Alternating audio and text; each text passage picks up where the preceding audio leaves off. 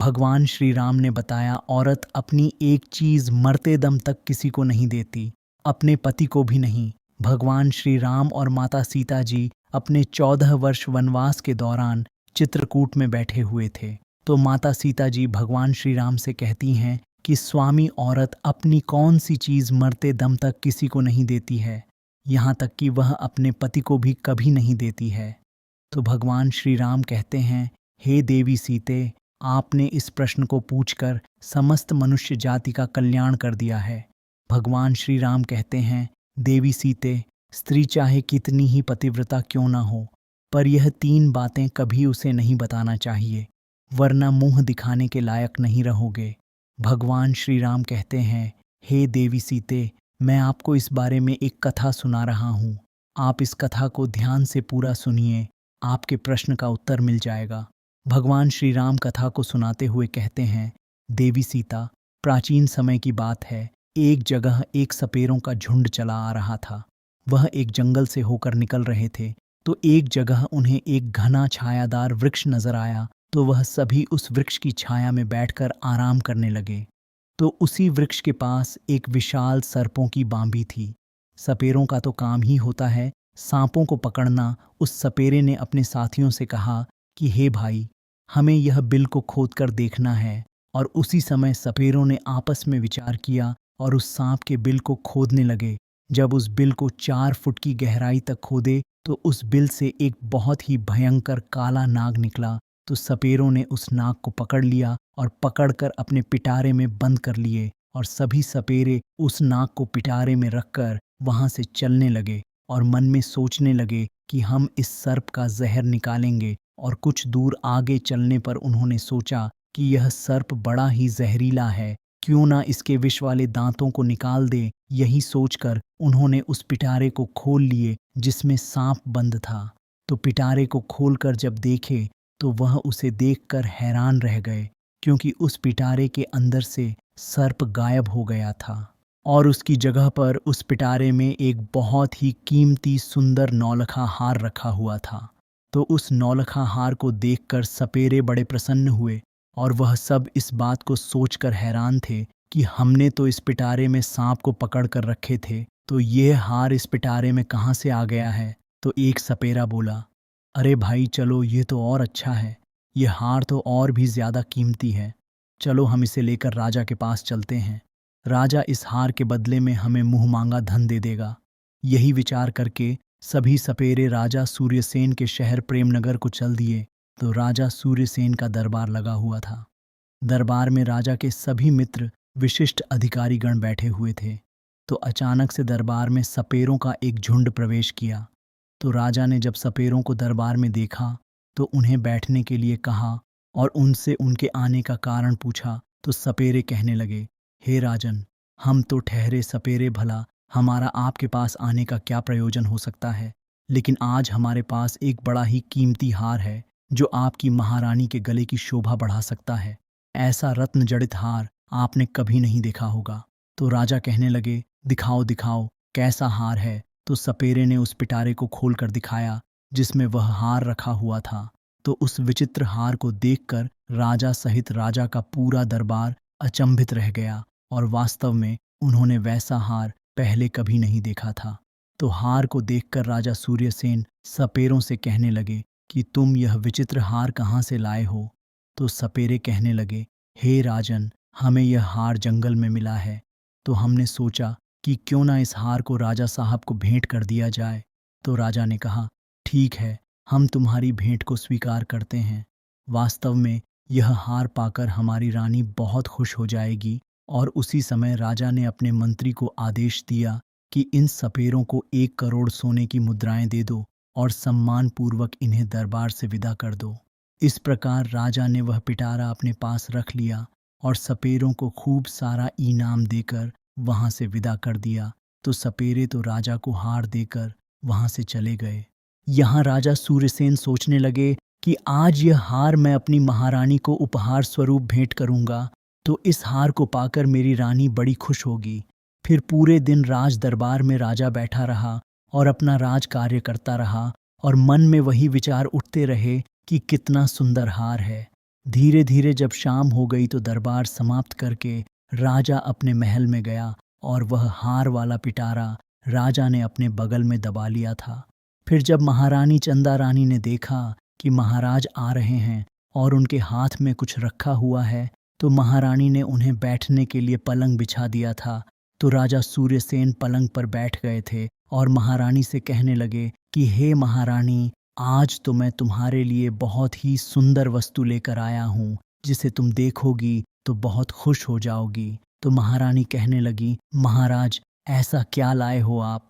मेरे लिए तो राजा ने उस पिटारा को रानी के आगे बढ़ा दिया और कहा कि नहीं मानती हो तो स्वयं देख लो। तो रानी ने जैसे ही उस पिटारे को खोलकर देखा तो उसमें देखती क्या है कि एक बहुत ही सुंदर तेजस्वी 7 दिन का बालक लेटा हुआ है और अपना अंगूठा चूस रहा है, और उस बालक के चेहरे पर अलौकिक दिव्य तेज चमक रहा था।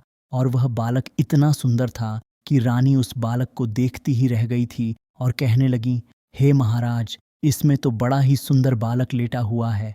तो रानी ने जब कहा कि बालक लेटा हुआ है तो राजा सूर्यसेन कहने लगे, नहीं रानी, बालक नहीं, इसमें तो नौलखा हार था। यह बालक कैसे बन गया है? तो राजा को जब रानी की बात पर भरोसा नहीं हुआ तो राजा ने उस पिटारा को लेकर स्वयं देखा, तो वास्तव में उस पिटारे में बड़ा ही तेजस्वी बालक लेटा हुआ था।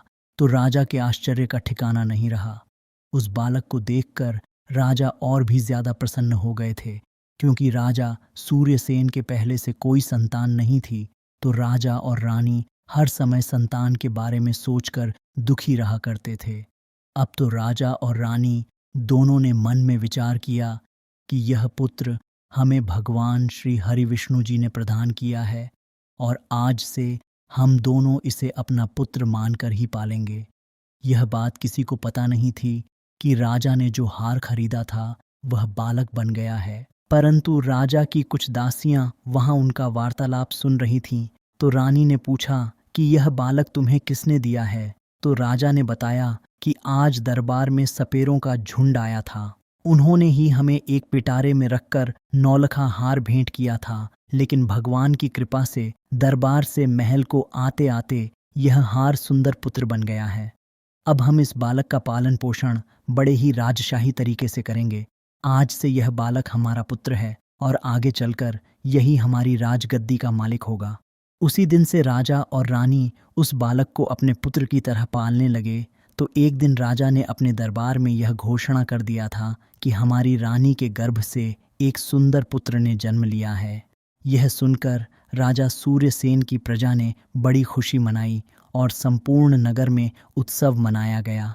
चारों ओर खुशियां ही खुशियां थीं, क्योंकि महाराज के यहाँ तो अब तक कोई संतान ही नहीं हुई थी। राजा और रानी बड़े प्रसन्न थे और बड़े ही प्रसन्नतापूर्वक उस बालक को पाल रहे थे। धीरे धीरे वह लड़का बड़ा हो रहा था और जैसे जैसे समय गुजरता गया वह लड़का जवान होता चला गया। जब उस लड़के की आयु 21 साल की हो गई थी तो महाराज सूर्यसेन के मन में विचार आए कि अब मेरे पुत्र का विवाह कर दिया जाए। राजा साहब उस घटना को भूल गए थे कि लड़का हमें किस तरह से प्राप्त हुआ है। तो एक दिन राजा ने अपनी महारानी से कहा कि अब हमारा पुत्र विवाह के योग्य हो गया है और अब इसका किसी सुंदर कन्या से विवाह करना है। तो राजा का यह प्रस्ताव रानी को भी बहुत पसंद आया और रानी बोली, हे महाराज, शुभ कार्य में देरी कैसी, जितनी जल्दी हो सके आप मेरे पुत्र का विवाह कर दीजिए। तो राजा सूर्यसेन के राज्य से लगा हुआ एक दूसरा राज्य था, आनंदपुर। वहाँ के एक राजा थे रामभजन। उनकी बड़ी सुंदर कन्या थी, नाम था मनमोहिनी। राजा रामभजन की कन्या मनमोहिनी 14 विद्याओं में संपूर्ण थी। राजा ने अपने आचार्य से उस लड़की को समस्त विद्याओं का ज्ञान कराया था। धीरे धीरे राजकुमारी मनमोहिनी जब विवाह योग्य हो गई थी तो महाराज रामभजन विचार करने लगे कि अब मुझे अपनी पुत्री का विवाह करना है। पुत्री के विवाह की बात मन में आते ही राजा ने अपने दरबार में नाई और पंडित जी को बुला लिया और टीका की सामग्री देकर नाई और पंडित को वर खोजने के लिए भेज दिया था। भगवान श्री राम कहते हैं, देवी सीते पहले नाई और पंडित ही वर खोजने जाया करते थे।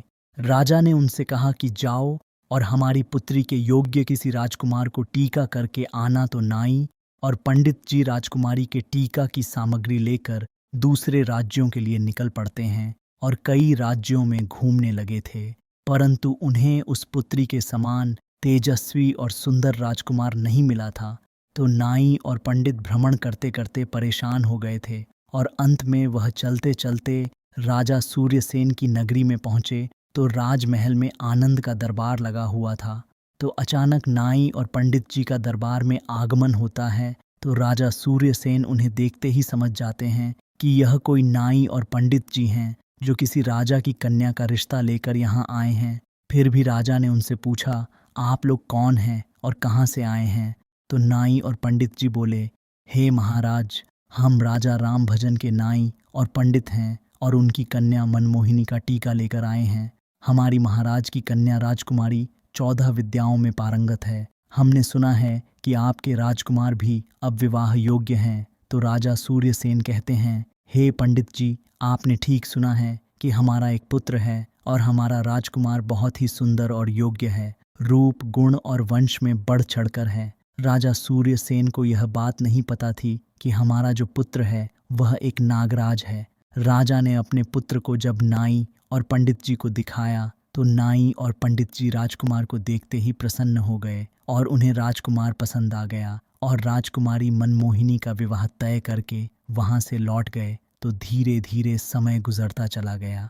जब विवाह का उचित समय आया तो राजा सूर्यसेन अपने पुत्र को सजाकर दूल्हा बनाकर राजा राम भजन के यहाँ बारात लेकर चलते हैं और मंजिल दर मंजिल यात्रा करके राजा राम भजन की नगरी में पहुंच जाते हैं। तो वहां पहुंचते ही राजा राम भजन उनका खूब अच्छे से सम्मान करते हैं, स्वागत करते हैं और अपनी पुत्री का विवाह राजकुमार नागराज के साथ कर देते हैं।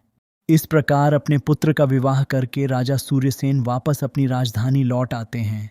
धीरे धीरे समय बीतता गया और राजा सूर्यसेन बूढ़े होते चले गए और महारानी चंदा रानी भी वृद्धा हो चली थी। तो एक दिन रानी ने राजा से कहा, हे महाराज, अब हमारे पुत्र को राजभार सौंप दिया जाए। हम कब तक राज्य करेंगे? बुढ़ापा आ गया है, पुत्र को भी राज्य चलाने का अनुभव प्राप्त होगा। तो उसी दिन महाराज सूर्यसेन ने अपने पुत्र को युवराज घोषित कर दिया और राजा सूर्यसेन निश्चिंत होकर रहने लगे। तो राजकुमार नागराज बड़े अच्छे ढंग से राज्य का संचालन करने लगे। बस इसी तरह कुछ समय बीत गया। तो एक दिन की बात है, राजकुमारी मनमोहिनी अपनी दासी से बातचीत कर रही थी। तो राजकुमारी की दासी राजकुमारी से कह रही थी कि हे महारानी, आपने तो देखा होगा कि महिलाओं के पेट में अक्सर बात नहीं रुकती है। दासी इस भेद को जानती थी कि राजकुमार को राजा साहब को दरबार में कोई सपेरा देकर गया था। तो वही बात बताते हुए दासी कहती है, हे महारानी जी, मैं आपसे एक बात कहूँ, तुम्हारा पति राजकुमार जो है उनसे तुम पूछना कि तुम्हारे माता पिता कौन हैं। तो दासी की यह बात सुनकर मनमोहिनी को कुछ शंका सी हो गई थी। तो मनमोहिनी कहने लगी कि यह तुम क्या कह रही हो? क्या हमारे पतिदेव राजकुमार नागराज सूर्यसेन और महारानी चंद्रानी के पुत्र नहीं हैं? तो दासी कहती है, नहीं राजकुमारी, तुम बड़ी भूल कर रही हो, यह उनका पुत्र नहीं है। पर मैं इतना तो नहीं जानती हूँ कि राजकुमार के वास्तविक माता पिता कौन हैं, पर इतना जानती हूँ कि राजकुमार महाराज सूर्यसेन के पुत्र नहीं हैं। आप स्वयं अपने पति से पूछ लेना।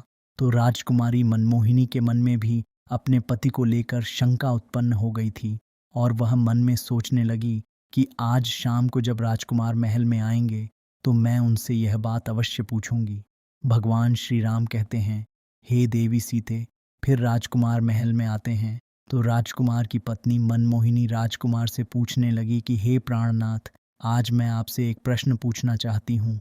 तो राजकुमार कहते हैं, हे प्रिय, पूछो, क्या पूछना चाहती हो? तो राजकुमारी पूछती है, स्वामी, मुझे यह बताए कि आपके माता पिता कौन हैं और आप किस वंश के हो।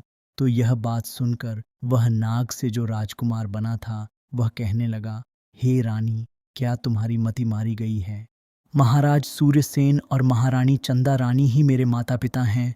तो मनमोहिनी बोली, नहीं महाराज, आप मुझसे कुछ छुपा रहे हैं, कृपया सच सच बताएं। तुम्हें भगवती माँ गंगा माई की कसम है, आप मुझे यह भेद जरूर बताओ। तो यह बात सुनकर राजकुमार धर्म संकट में फंस गया था। वह सोचने लगा कि आज किसी न किसी ने इसके मन में यह प्रश्न पैदा कर दिया है, इसको ज़रूर किसी ने बताया है और यह पूछे बिना मानेगी नहीं। तो राजकुमार ने अपनी पत्नी को बहुत समझाया कि देखो, मैं महाराज सूर्यसेन का ही पुत्र हूँ, तुम क्यों बेवजह मेरा दिमाग खराब कर रही हो। तो राजकुमारी अड़ गई कि नहीं, मुझे यह भेद ज़रूर बताओ, आप किस वंश के हो और आपके माता पिता कौन हैं। तो राजकुमार सोचने लगा कि लगता है मुझे इसको सच बताना ही पड़ेगा, यह पूछे बिना मानेगी नहीं। तो नागराज अपनी पत्नी से बार बार कहता है कि हे प्रिय, तुम जिद मत करो, मान जाओ, अभी भी समय है, तुम मुझसे यह बात मत पूछो वरना बहुत पछताओगी। परंतु राजकुमारी नहीं मानी, हठ करने लगी और कहने लगी कि नहीं, बताओ, तुम बताओ, नहीं तो मैं भोजन ग्रहण नहीं करूंगी और मैं समझूंगी कि तुम मुझसे झूठा प्रेम करते हो। यह बात सुनकर राजा का पुत्र कहने लगा कि ठीक है, तुम नहीं मानती हो तो ठीक है, मैं तुम्हें यह बात बताऊंगा, पर यहाँ नहीं, यहाँ से कुछ दूरी पर एक नदी बहती है, वहाँ चलकर मैं तुम्हें सब कुछ बता दूंगा। तो फिर नदी में जाने के लिए रथ सजाया गया और उसमें राजा की पत्नी मनमोहिनी और नागराज दोनों बैठ जाते हैं और वन विहार करने का बहाना करके दोनों महलों से निकल जाते हैं। चलते चलते नागराज अपनी पत्नी को लेकर उसी नदी के किनारे आ जाता है। तो नदी को देखकर राजकुमारी मनमोहिनी कहने लगी कि हे महाराज, आप मुझे इस नदी के पास क्यों लाए हैं, क्या इस नदी से तुम्हारा कोई संबंध है। तो राजकुमार कहता है, हे प्रिय, मैं फिर तुमसे कहता हूँ कि मान जाओ और मुझसे मेरे बारे में मत पूछो वरना तुम्हें बहुत पछताना पड़ेगा। मगर किसी ने सच कहा है, राजहठ, बालहठ और स्त्रीहठ ये बड़े बुरे हठ होते हैं। राजकुमार के समझाने पर भी राजकुमारी नहीं मानी और कहने लगी, नहीं महाराज, मुझे ये ज़रूर बताओ कि तुम किस वंश के हो।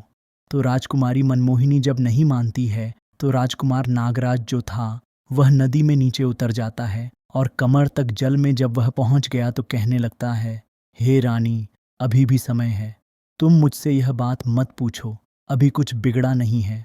परंतु राजकुमारी मनमोहिनी तो मानो ठान ही चुकी थी, कहने लगी, चाहे कुछ भी हो जाए परंतु यह बात पूछकर ही मानूंगी। इस प्रकार राजकुमार नदी की ओर गहरे जल में उतर गया और जब छाती तक जल में पहुंच गया तो फिर रानी को समझाकर बोला, हे प्रिय, मान जाओ, आपका पूछना मुझे आपसे दूर कर देगा। तो राजकुमारी बोली, चाहे कुछ भी हो जाए, आप इस भेद को मेरे सामने ज़रूर रखोगे। तो जब राजकुमार और आगे बढ़ा और जब अपनी ठुड्डी के बराबर जल में गया तो कहने लगा, रानी, अभी तेरे पास समय है, यह जानने की कोशिश मत कर कि मैं कौन हूँ। लेकिन रानी नहीं मानी। तो फिर क्या होता है, राजकुमार ने अपना असली नाग रूप धारण कर लिया और नदी के जल के ऊपर अपना फन दिखाने लगा। अपना फन दिखाने के बाद वह उस नदी के अंदर समा गया और फिर निकलकर बाहर नहीं आया। तो जब काफ़ी देर हो गई और राजकुमार नहीं लौटा तो राजकुमारी मनमोहिनी घबरा गई, क्योंकि अब उसका पति नाग रूप में कहीं चला गया था। तो मनमोहिनी ने वहाँ उसे खोजने की बहुत कोशिश की, परंतु वह नहीं मिला। तो मनमोहिनी अपने रथ को लेकर अपने सारथी के साथ वापस राजमहल में आ गई और राजा को बताया कि राजकुमार नदी में विलुप्त हो गए हैं। तो राजा को बड़ा दुख हुआ। तो राजा कहने लगा, मेरा पुत्र उस नदी में डूब गया है। वह अपनी सेना को आदेश देते हैं कि जाओ, नदी के जल को खंगालो और कम से कम उसकी लाश को तलाश करो। तो राजा के 500 सैनिक रानी मनमोहिनी के साथ उस नदी पर गए और नदी में जाकर जगह जगह जाल डलवाए गए, परंतु कोई सफलता नहीं मिली, क्योंकि वह तो एक नाग था और अपने असली नाग रूप को प्राप्त करके वापस लौट गया था। कई गोताखोरों ने नदी में राजकुमार की तलाश की, परंतु कुछ हाथ नहीं लगा। तो उदास होकर राजा, रानी और राजकुमारी मनमोहिनी वापस अपने महलों को लौट आते हैं। तो राजा सूर्यसेन तो बर्बाद हो गए थे और पुत्र का दुख उनके ऊपर और आ गया था। तो राजा के मन में तो यही था कि नदी में डूबकर मेरा पुत्र मर गया है। तो राजा बड़ा दुखी रहने लगा और महारानी मनमोहिनी जो नागराज की पत्नी थी वह भी बड़ी दुखी रहने लगी थी और मन ही मन अपने आप को कोसने लगी थी कि मैंने बहुत बुरा किया है, मेरी ही करनी के कारण आज मेरा पति मुझसे दूर चला गया है। यदि मैं उनसे उनके वंश के बारे में पूछने की जिद ना करती तो शायद मेरा पति मुझसे दूर नहीं होता। लेकिन वह बड़ी विद्वान थी और 14 विद्याओं में निपुण थी। काफी विचार करने के बाद उसे एक तरकीब सूझी। उसने अपने संपूर्ण नगर में यह घोषणा करवाई कि कोई भी व्यक्ति मुझे कोई नई बात सुनाएगा तो उसके बदले उसे 1000 स्वर्ण मुद्राएं दी जाएंगी, चाहे वह आज बीती हो या किसी प्राचीन घटना से संबंधित।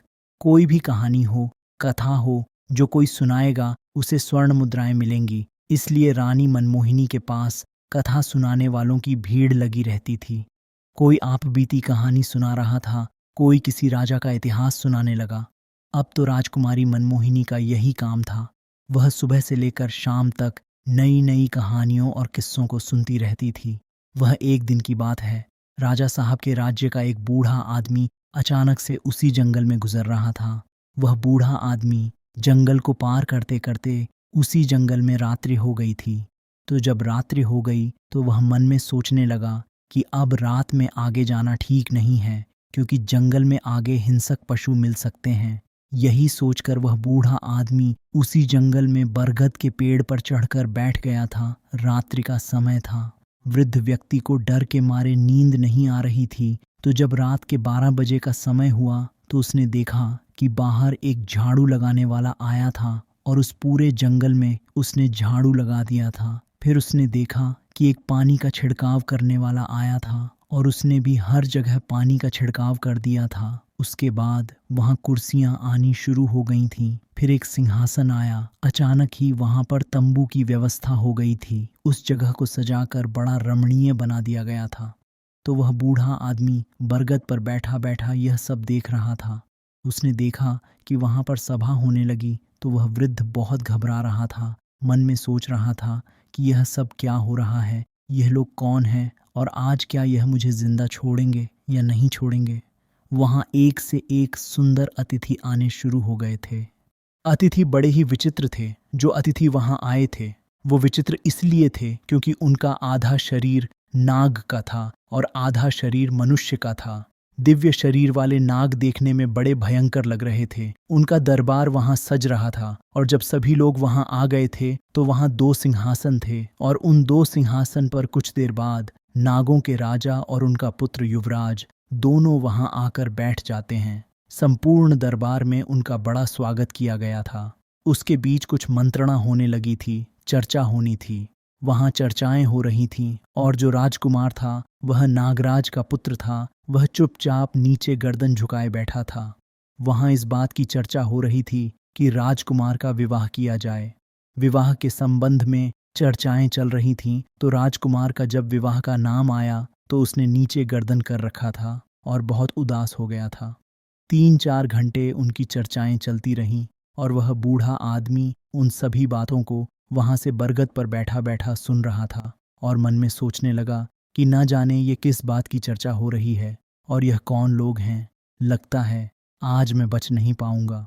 डर के कारण वह उस वृक्ष पर चिपका हुआ लेटा था। 4 घंटे जब पूरे हो गए थे तो दरबार वहां से बंद हो गया था। अतिथि इधर उधर चले गए थे, लेकिन वह नागराज और उसका पुत्र वहां से चलकर उस बरगद के वृक्ष की तरफ चलने लगे। तो वह वृद्ध ऊपर बैठा हुआ सोच रहा था कि यह तो मेरी तरफ ही आ रहे हैं। लगता है अब यह मुझे जिंदा नहीं छोड़ेंगे, क्योंकि इन्हें पता चल गया है कि मैं इस वृक्ष पर बैठा। यह सोचकर वह बूढ़ा आदमी बहुत घबरा गया था। लेकिन उस नाग ने क्या किया कि उस बरगद की जड़ में बैठकर कुछ देर तक रोया और अपनी रानी मनमोहिनी को याद किया। यह बात वह बूढ़ा आदमी सुन रहा था कि यह तो बड़ा ही चमत्कार है। मैं क्या देख रहा हूँ। और कुछ देर होने के बाद हाय मनमोहिनी, हाय मनमोहिनी ऐसा कहने के बाद वह नागराज भी वहां से चला गया था। तो धीरे धीरे सवेरा हो गया। तो प्रातःकाल जब बूढ़ा आदमी उस वृक्ष के नीचे उतरा और नीचे उतरने के बाद वापस अपने नगर को लौट आया था और मन में सोचने लगा कि वैसे भी मैं बहुत गरीब आदमी हूँ और रानी मनमोहिनी भी नई नई कहानियां सुनती रहती हैं, तो क्यों ना चलकर इस बात को महारानी मनमोहिनी को सुनाया जाए।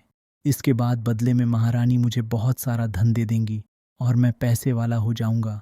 ऐसा विचार करके वह बूढ़ा आदमी उसी जगह पर आ गया जहां रानी मनमोहिनी ने मंडप लगाया हुआ था, जहां वह कथाएं सुना करती थीं। वहां एक से एक बड़े विद्वान रानी को कहानी सुनाते थे। तो फिर कुछ घंटे इंतजार करने के बाद उस बूढ़े आदमी का भी कहानी सुनाने का नंबर आया तो वह महारानी मनमोहिनी से कहने लगा कि हे महारानी जी, आज मैंने बड़ा ही विचित्र दृश्य देखा है। आज मैं तुमको एक आंखों देखी घटना सुना रहा हूँ। आज रात मैं जब जंगल से गुजर रहा था तो रात होने की वजह से मैं उसी जंगल में फंस गया था। तो उस वन में एक पेड़ पर चढ़कर बैठ गया था। तो मैंने वहां देखा कि वहां एक नागराज का दरबार लगा था। उन सब का आधा शरीर मनुष्य का था और आधा शरीर नाग का था। ऐसे विचित्र प्राणी उस दरबार में आए थे तो मैं उन्हें देखता ही रह गया। तो कुछ देर देखने के बाद मैंने विचार किया कि यह लोग मुझे मारेंगे तो नहीं, लेकिन मैं उस बरगद के वृक्ष पर चिपका हुआ उनकी बातें सुनता रहा। जब दरबार पूरा हुआ तो वहां से एक राजा का पुत्र था जो नागों का राजा था। वह युवराज था। वह अपने एक दिव्य रथ में बैठकर जिस बरगद पर मैं बैठा था उसी वृक्ष के नीचे उतरा और बरगद के वृक्ष के नीचे बैठकर कुछ देर हाय मनमोहिनी कहकर रोता रहा। उसके बाद वह अदृश्य हो गया। तो यह बात जब राजकुमारी मनमोहिनी ने सुनी तो उसने बूढ़े आदमी से कहने लगी कि हे बाबा जी, मैं तुम्हें इतना धन दूंगी कि तुम्हारी कई पीढ़ियां बैठी खा सकती हैं, लेकिन तुम मुझे उस स्थान पर ले जाकर दिखाओ जहां तुमने उस राजकुमार को रोते हुए देखा था। तो यह सुनकर वह बूढ़ा आदमी घबरा गया और कहता है, हे राजकुमारी जी, अब मैं वहां नहीं जाऊंगा। वहां जाने से मुझे बहुत डर लग रहा है। तो राजकुमारी कहती हैं, नहीं बाबा जी, तुम चिंता मत करो, तुम्हें मेरे साथ वहां चलना ही पड़ेगा। इतना कहकर रानी मनमोहिनी ने एक सोने की मोहरों से भरी हुई थैली उस बूढ़े आदमी को दे दी और कहा, तुम्हें 10,000 सोने की मोहर दूंगी, तुम मुझे उस स्थान पर ले चलो। तो धन पाकर वह बूढ़ा आदमी खुश हो गया और वह राजकुमारी मनमोहिनी को लेकर उस जंगल की तरफ चल देता है। तो उसी स्थान पर जाकर बूढ़े आदमी ने बताया कि राजकुमारी जी, मैंने इसी बरगद के वृक्ष के ऊपर बैठकर यह सब कुछ देखा है। तो राजकुमारी बोली, तो बाबा जी, मैं भी आज उन्हें अपनी आंखों से देखना चाहती हूँ। इस प्रकार वह बूढ़ा आदमी और रानी मनमोहिनी उस वृक्ष की डाल में बैठकर इंतजार करने लगे और इंतजार करते करते पूरी रात निकल गई, परंतु वहां पर कोई नहीं आया। उस दिन ना तो कोई दरबार सजा था, ना कोई नृत्य गान हुआ था। तो मनमोहिनी उस पर क्रोधित हो गई और कहती है, बाबा, तुमने झूठ बोला है और इसके लिए मैं तुम्हें कड़ी से कड़ी सजा दे सकती हूँ। तो वह वृद्ध कहने लगा, नहीं महारानी जी, मैंने कोई झूठ नहीं बोला है। मैंने जो अपनी आंखों से देखा था वही आपको बताया था। तो रानी बोली, तो फिर आज क्या हुआ? तो बूढ़े बाबा ने कहा, हे रानी जी, यह मैं भी नहीं जानता हूँ कि वह लोग आज क्यों नहीं आए हैं। तो उस दिन रानी मनमोहिनी निराश होकर अपने घर लौट आई थी। तो वह बूढ़ा आदमी मन में विचार करने लगा कि उस दिन कौन सी तिथि थी जिस दिन दरबार लगा था। उसने यह बात ज्योतिषी से पूछी तो ज्योतिषियों ने बताया कि उस दिन पूर्णिमा की तिथि थी। चंद्रमा पूर्ण रूप से उदय हुआ था और ऐसे अवसर पर देवी देवताओं की सभा कुछ क्षेत्रों में हुआ करती हैं और हो सकता है तुमने उस सभा को देख लिया हो। तो वह बूढ़ा आदमी सोचने लगा कि अगली पूर्णिमा आएगी तो मैं रानी को लेकर वहां जाऊंगा। और महारानी ने भी उस बूढ़े से कह दिया था कि यदि तुम मुझे वह दृश्य दिखा दोगे तो मैं तुम्हें बहुत इनाम दूंगी। धीरे धीरे समय बीत गया और जब अगले माह का समय आया तो वह वृद्ध ने महारानी से बोला, हे महारानी जी, आज आप मेरे साथ उस जंगल में चलो। आज मैं आपको वही दृश्य दिखाऊंगा। तो महारानी मनमोहिनी और बूढ़े आदमी दोनों जंगल की ओर चल देते हैं और वहां पहुंचकर रानी मनमोहिनी और वह बूढ़े आदमी उस बरगद की जड़ में छिपकर बैठ गए थे। फिर जब रात के 12 बजने का समय नजदीक आया तो देखते हैं कि वहां एक झाड़ू लगाने वाला आ गया है और उसने झाड़ू लगाया और पानी का छिड़काव करने वाला आया और उसने पानी को छिड़काव। फिर थोड़ी देर में वहां कुर्सियां आ गई, चारों तरफ मंडप सजाया गया। धीरे धीरे वहां नाग लोग आने लगे। लोगों का आधा शरीर मनुष्य का था, आधा शरीर नाग का था। बूढ़े आदमी ने इशारे से कहा, महारानी जी, अब आप ध्यान से देखिए, यही सब मैंने उस दिन देखा था। तो रानी मनमोहिनी उस दृश्य को बड़े गौर से देख रही थी और कुछ समय बाद रानी का पति भी आ जाता है, जो उस नागराज का पुत्र था। वह भी आ गया, पर उसका चेहरा आज भी उदास था। उसका आधा शरीर नाग का था और आधा शरीर मनुष्य का था। तो महारानी ने उसे देखा तो पहचान लिया था और कहने लगी, यही मेरा पति है, लेकिन मुझे इसे कैसे प्राप्त करना है। वह विचार करने लगी, मैं अपने पति को कैसे प्राप्त कर सकती हूँ। तो महारानी हिम्मत करके धीरे धीरे उस वृक्ष के कोने से बाहर निकलने लगी। तो वह बूढ़ा आदमी डर रहा था। तो बूढ़े आदमी ने राजकुमारी से कहा, हे राजकुमारी जी, आप थोड़ी देर प्रतीक्षा कीजिए। 4 घंटे तक महासभा चल रही थी। जब सभा समाप्त हुई तो वहां से राजकुमार भी उसी बरगद के पास आकर बैठकर रोने लगा। तो उसे देखकर रानी मनमोहिनी डर गई थी, क्योंकि उसका आधा शरीर नाग का था और आधा शरीर मनुष्य का था। चेहरा तो उसका राजकुमार का ही था। तो अपने पति को रोते देख करके राजकुमारी से रहा नहीं गया। तो राजकुमारी मनमोहिनी निकलकर उसके पास गई और उसका हाथ पकड़ लेती है। तो अचानक से महारानी मनमोहिनी को सामने खड़ा देखा तो नागराज एकदम से हड़बड़ाकर कहने लगा, रानी तुम यहाँ।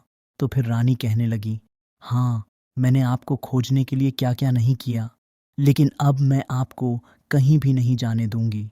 यह सुनकर राजकुमार कहने लगा, अब तो बहुत समय हो गया है, अब तुम मुझे प्राप्त नहीं कर सकती हो। यहाँ जो सभा होती है वह मेरे विवाह को लेकर ही होती है। मेरे पिता मेरे विवाह का प्रस्ताव रख चुके हैं और जब तीसरी सभा होगी तो सभा में मेरा विवाह तय हो जाएगा। और जब मेरा विवाह तय हो जाएगा तो बताओ मैं तुम्हारे साथ कैसे रह पाऊंगा। मुझे अपनी पत्नी के साथ रहना पड़ेगा। तुमने तो मुझे त्याग दिया है। मैंने उस दिन तुमको बार बार समझाया था कि मुझसे मत पूछो। तो राजकुमार की बात सुनकर रानी मनमोहिनी रोने लगी और बार बार अपने की का क्षमा राजकुमार से मांगती है। तो नागराज कहने लगा कि देखिए, राजकुमारी रोने का समय नहीं है। मैं तुम्हें एक उपाय बताता हूँ। यदि तुमने वह उपाय कर लिया तो शायद मैं तुम्हें प्राप्त हो जाऊंगा। तो रानी मनमोहिनी बोली, आप मुझे जो उपाय बताओगे मैं वही उपाय करूंगी, परंतु आपको मेरे साथ रहना होगा। तो राजकुमार बोला, प्रिया, अब मेरे जाने का समय हो गया है। मुझे मेरे पिता के दरबार में पहुंचना है, लेकिन अगली पूर्णिमा के दिन तुम्हें इसी प्रकार यहाँ आकर बैठना होगा।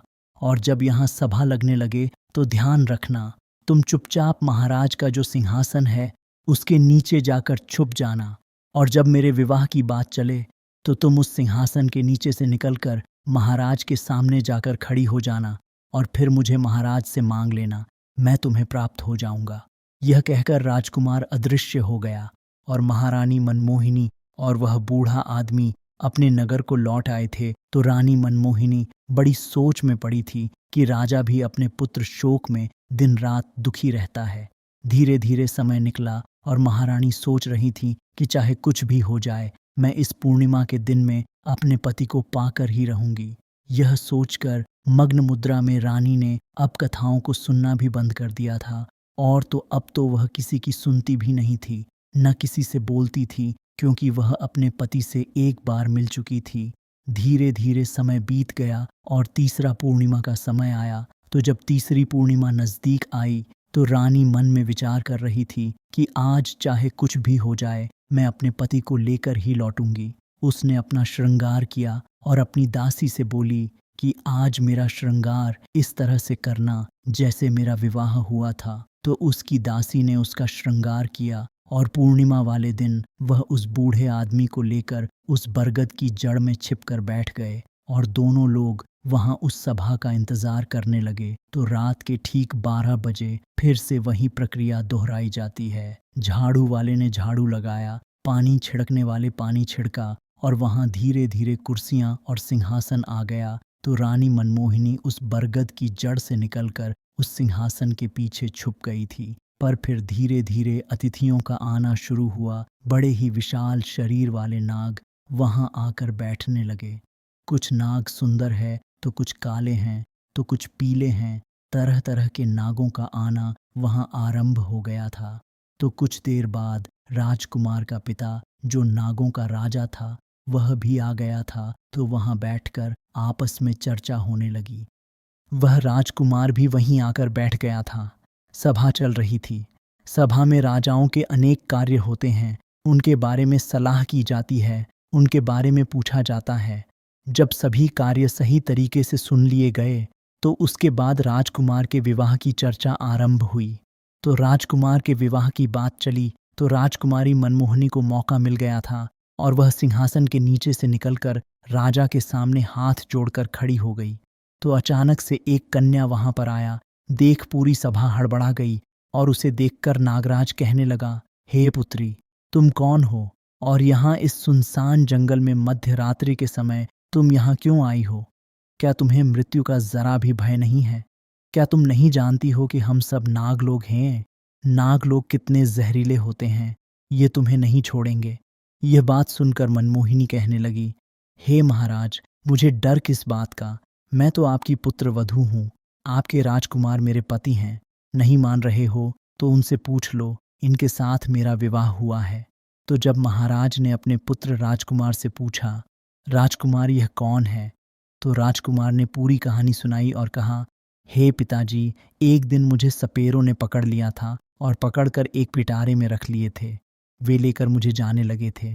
तो मैंने अपने आप को बचाने के लिए उस पिटारे के अंदर नौलखा हार का रूप बना लिया था। तो उन सपेरों ने नौलखा हार को महाराज सूर्यसेन के यहाँ दे दिया था।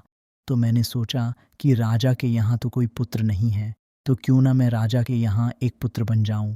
तो मैंने अपनी माया से पुत्र बनकर कई साल महाराज के यहाँ रहकर राजमहलों का सुख भोगा है और महाराज ने मुझे अपने पुत्र की तरह पाला है और इसी सुंदर स्त्री के साथ मेरा विवाह संपन्न हुआ था।